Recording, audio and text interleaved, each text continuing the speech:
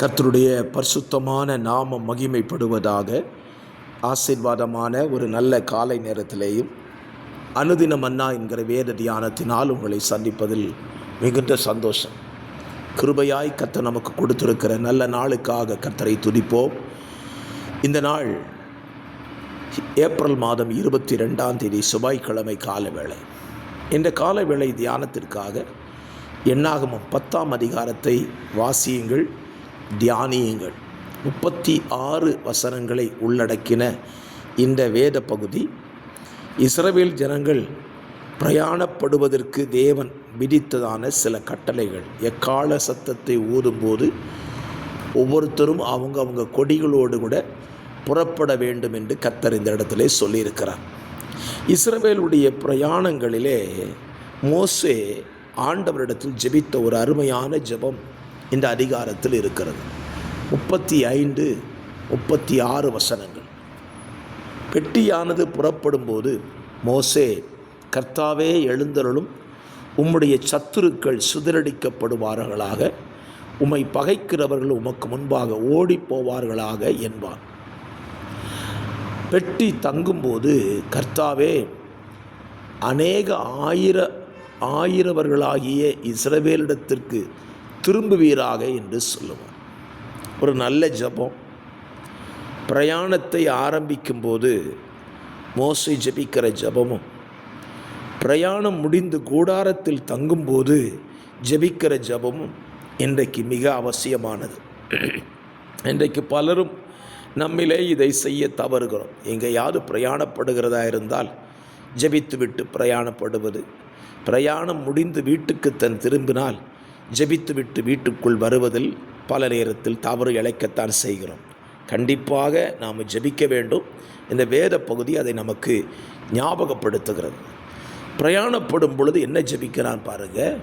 கர்த்தாவே எழுந்தருளும், உம்முடைய சத்துருக்கள் சிதறடிக்கப்படுவார்களாக, உம்மை பகைக்கிறவர்கள் உமக்கு முன்பாக ஓடி போவார்களாக என்று சொல்லுகிறார். அப்படியானால் நம்முடைய பிரயாணத்திலே தேவன் செய்ய வேண்டிய 2 கிரியை. ஒன்று, சத்துருக்களை சிதறடிக்கணும், நம்மை பகைக்கிறவர்களை ஓடி போக பண்ணணும். ஸோ இது 2 முக்கியம் பாருங்கள்.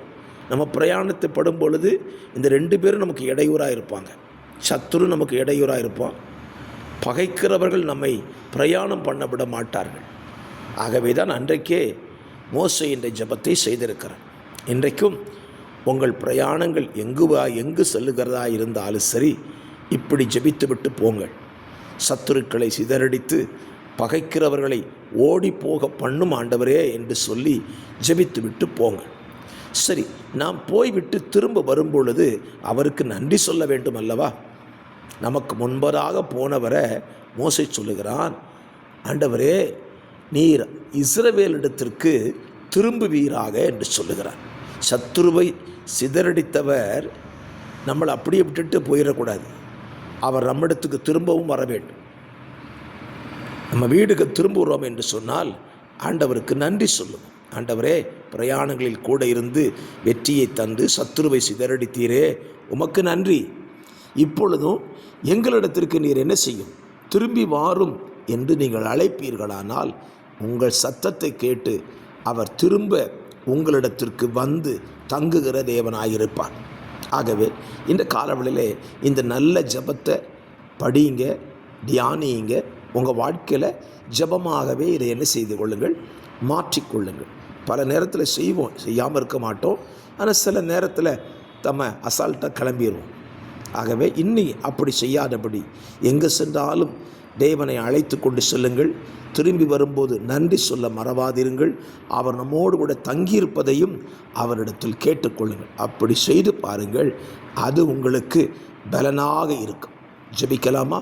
பரிசுத்தமுள்ள நல்ல பிதாவே, இந்த நல்ல காலவெளியிலே இஸ்ரவேல் ஜனங்களுக்காக மோசே தேவனிடத்தில் ஜெபித்த ஜெபத்தை வாசிக்க கேட்டோமே, தியானித்தோம். அதுபோல நாங்களும் ஜெபிக்க எங்களுக்கு உதவி செய்யுங்க. இந்த நாளிலே எங்களோடு கூட வாங்க, எங்களுக்கு முன்பதாக போங்க. சத்துருக்களை சிதறடித்து பகைக்கிறவர்களை ஓடி போக பண்ணுங்க. நாங்கள் திரும்பி வரும்போது எங்களோடு கூட திரும்பி வந்துருங்கப்பா. உங்கள் நாமம் மட்டும் மகிமைப்படட்டும். இரட்சகராம் இயேசுவின் நாமத்தில் ஜெபிக்கிறேன். ஜெபம் கேளும் நல்ல பிதாவே. ஆமென்.